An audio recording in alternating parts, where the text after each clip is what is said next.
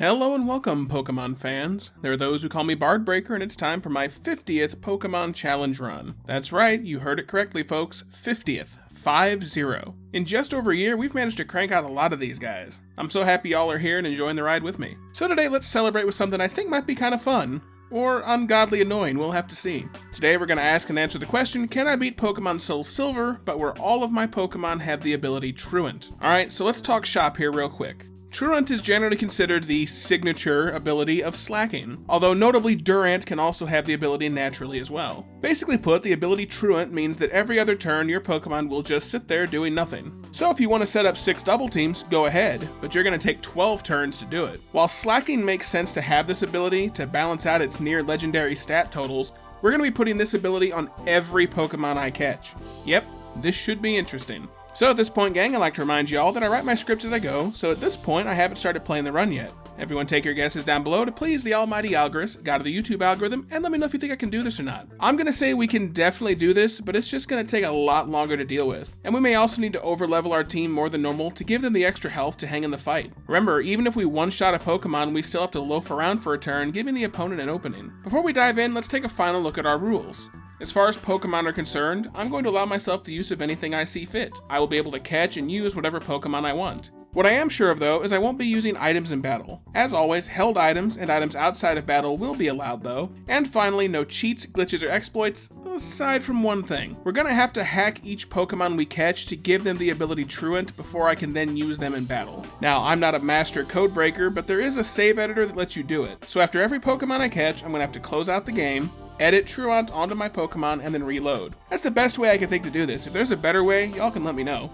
In any case, let's get going. So to start the run off, I've used the No, actually I didn't use the Universal Pokemon Randomizer this time. So we start the run off by getting hit in the face and being flown backwards by someone who's clearly stolen the Captain America Super Serum given his level of strength, and we eventually head into Professor Tree's lab and collect our first starter. Since I didn't have to modify anything this time, I've decided to just go ahead and take Chikorita since that's usually the worst choice you can make in the Johto games. I nickname ours Bulbasaur, because that's funny! Now again, before I do anything, I go and change our Bulbasaur to have the ability TRUANT. And once I've made the change, now we can really see how bad this gets. First up, we have a level 2 Hoot, and you can see just how sad this will be. Every other turn, we get stuck just loafing around. Now, thankfully, these owls don't have any super effective moves to use against us, but we won't have that situation for long. This could be a real challenge. So at this point, I have to make my way up to Mr. Pokemon's house to retrieve breakfast for Professor Tree. Well, okay, it's an egg, but what else would you use an egg for? I find Professor Oak has left his home region of Kanto to join up with Mr. Pokemon to make felt markers out of twigs and a popular cola. Once we get the egg for our trouble, we head back to Cherry Grove City, and where we have our first run-in with the Jack Weasel from the bushes and our soon-to-be rival Tim. And for I think the first time in any of my runs, this fight actually takes 2 attempts. On our second attempt, we get lucky in that the Cyndaquil just seems to want to use Leer over and over. Remember, we're TRUANT now, so we only get to attack every other turn.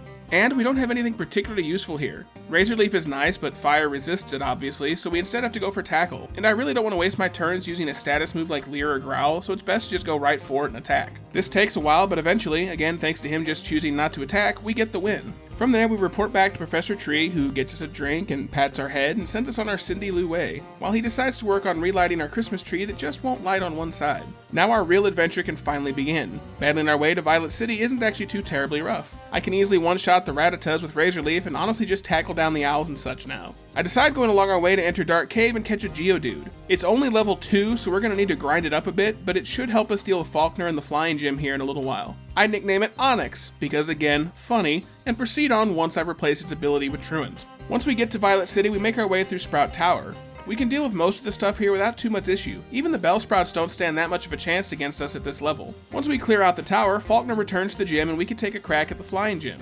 While the trainers are quick and easy, Faulkner himself proves to be a bit of a pickle. Pidgey is not a problem, but his Pidgeotto comes out second. And because we can't one-shot it, it just turns around and uses Roost, which not only heals it, but it takes away its flying type, which reduces the damage Rock Throw does to it. Add to that Rock Throw is not 100% accurate and can miss. Remember my saying, folks, if it's not 100% accurate, it might as well be 10% accurate. We just lose on account of some really bad luck. Let's try this again. Sure enough, on the second attempt, we have a lot better luck.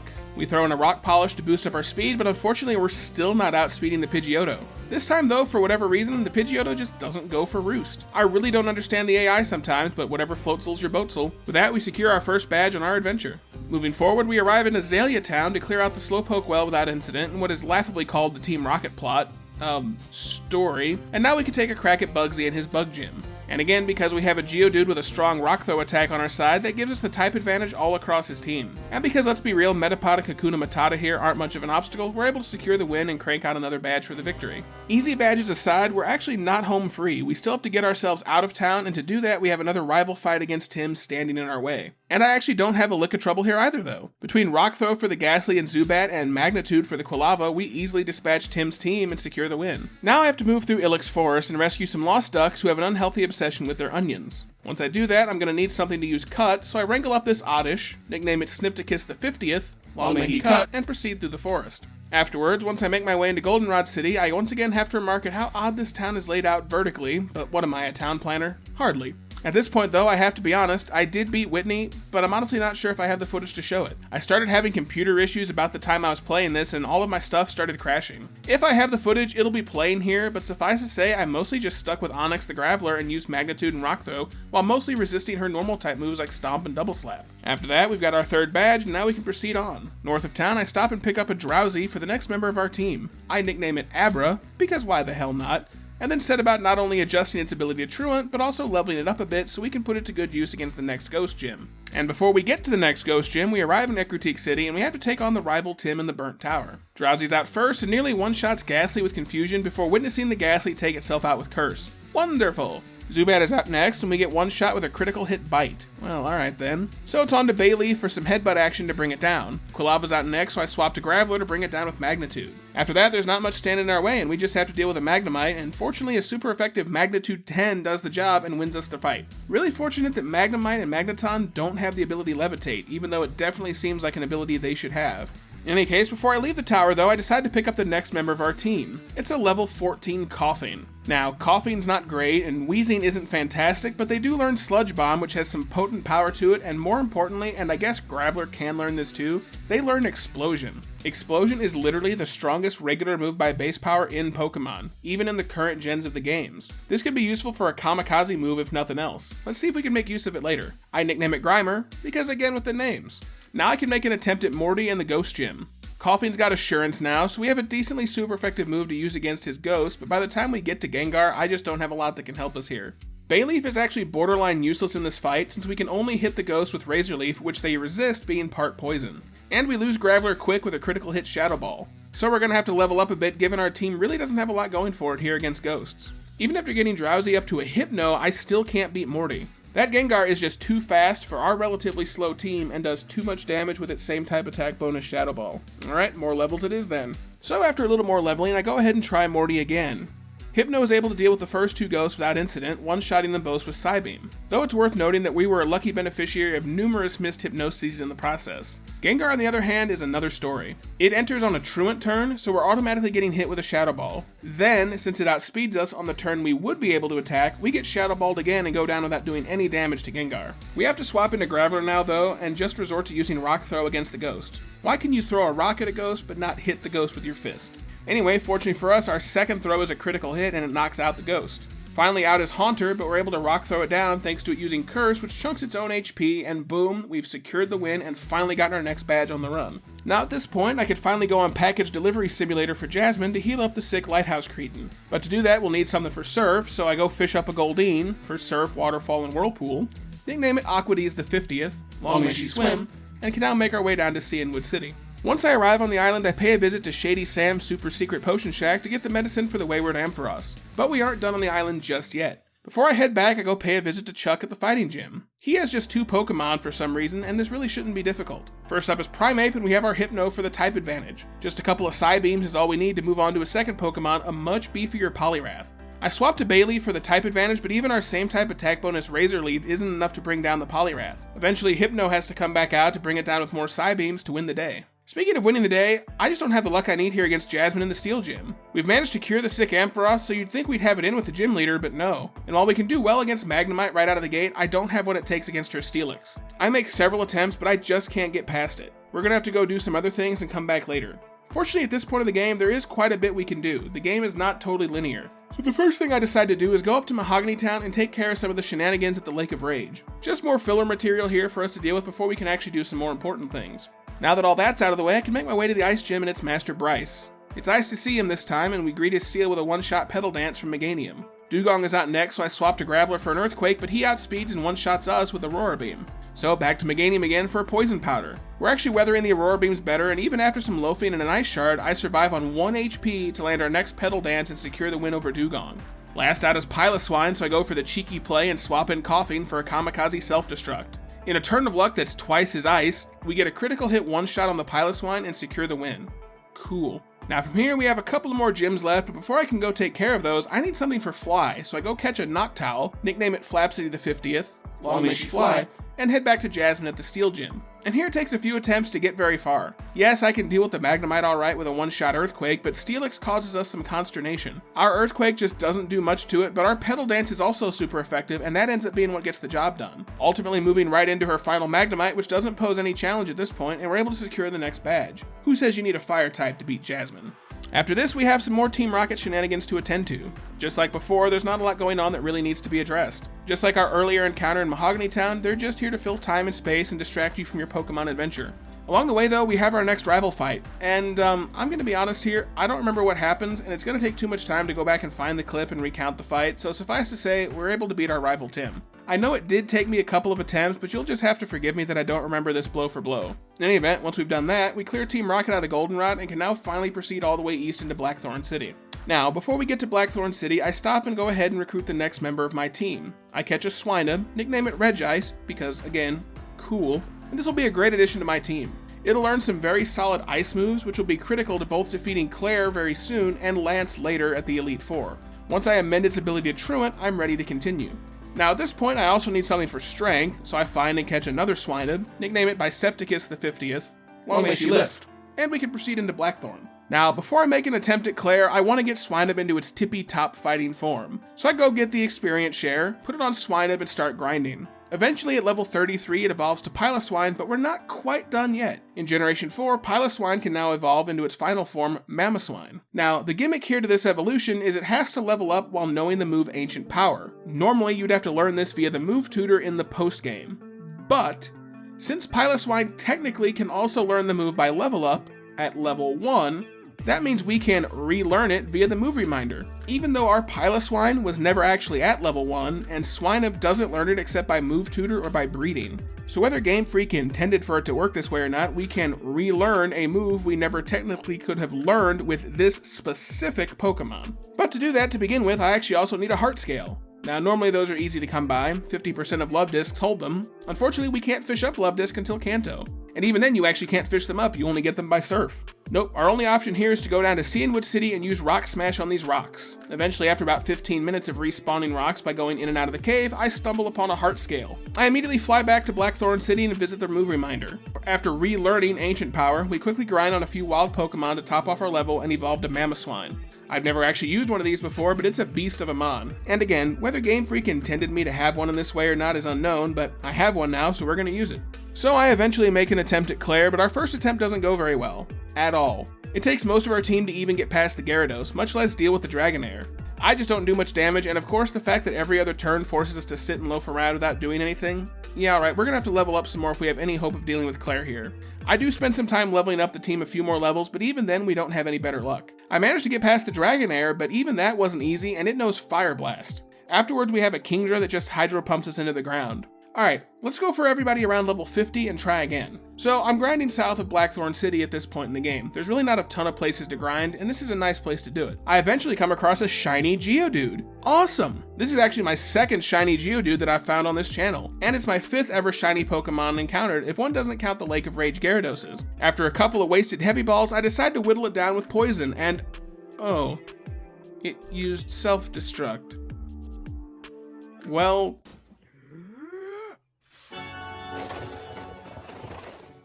so with that loss fresh in our mind, I decided to go grind outside of the Safari Zone down in Cianwood City instead. Nothing here will self-destruct. It's mostly a mixture of Tauros, like this one, Hoppips, like this one, Digletts like this one, and Vulpix like this yellow one. Holy fuck, that's another shiny. Holy shit guys, this is not a setup. This is 2 legit shiny encounters in the same video. Ever so close together too. I'd guess there was probably only 100 or so encounters, if that, between these two. That's insane. The odds of encountering a shiny Pokemon in Gen 4 are 1 in 8,192, and I just encountered 2 in rapid succession there.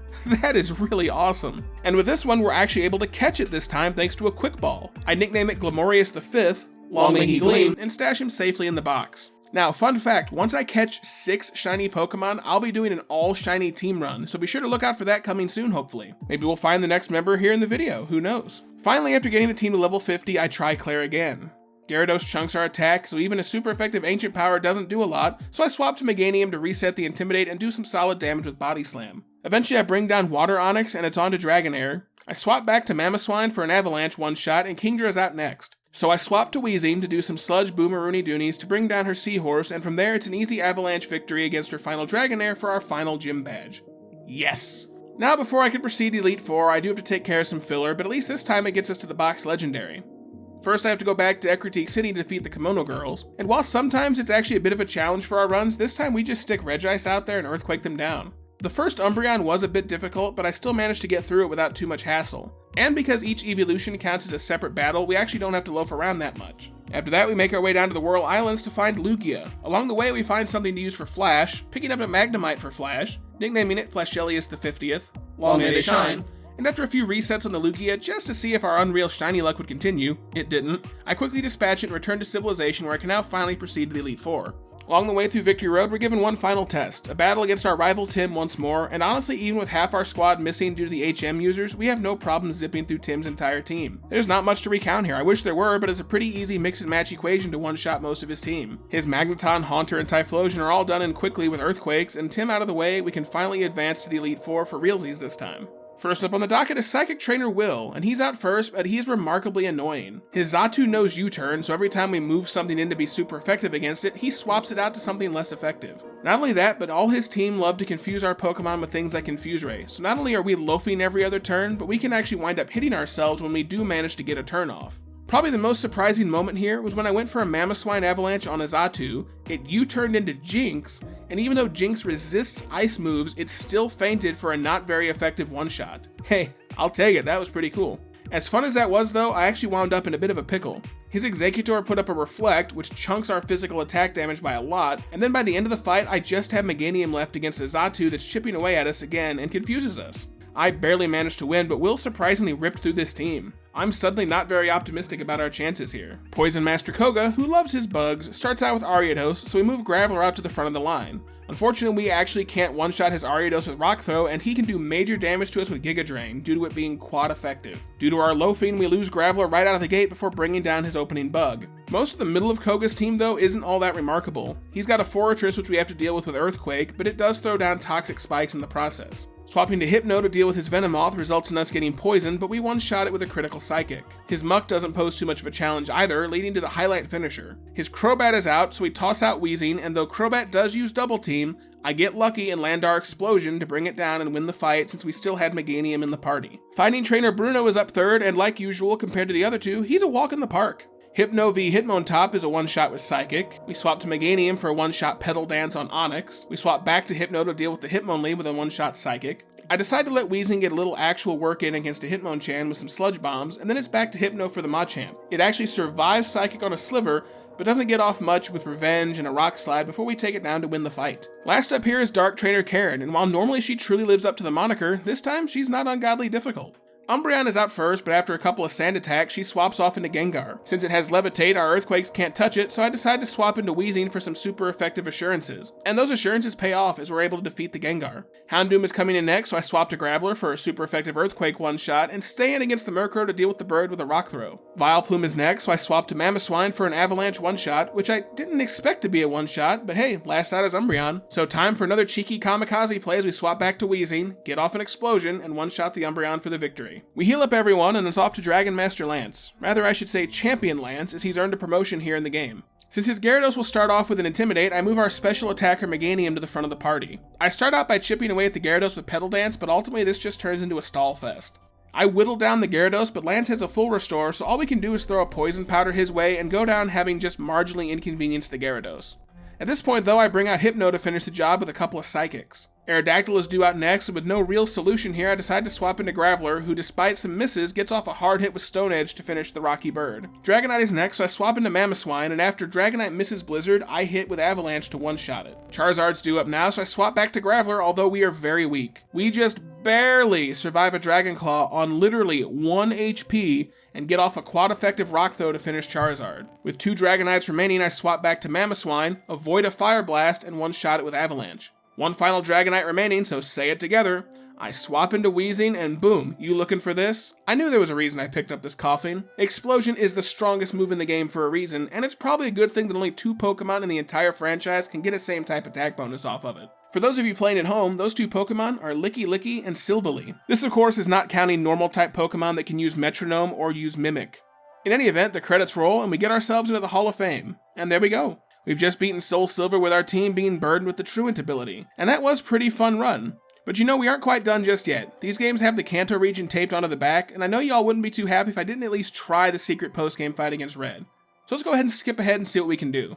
So this takes hours, but eventually at level 65 across the board, I'm finally able to beat Blue, the last gym leader in Kanto, and that lets me make my way into the post-game fight against Red. And yeah, we don't really have any luck here against him. Now, I know we could win this fight if we were at a high enough level, but at this point it would take me so long to grind up to probably around level 75, it wouldn't be worth it. I can make a few inroads into his team, usually getting 2 or 3 Pokemon out of the way, but we just aren't high enough level to do this. And I don't have the time to get this video edited and whatnot if I spend any more time grinding. So I made a few attempts at Red, but there we go, we're gonna have to call it there, folks. We made our attempts, but I just can't quite do it yet. But at least we tried. And that's what we're gonna call the run. I hope y'all enjoyed it. It's been a fun year doing videos, and this was a fun 50th challenge run to do. Seeing those 2 shinies along the way was certainly fun and interesting too. Technically 3 if you count the red Gyarados, but again, that's always going to be shiny. Thank you all for watching. For my next run, I'm not sure what I'll be doing just yet, but feel free to leave your comments down below and in my Discord server at the link in the doobly-doo. Till next video guys, have fun, and go catch 'em all.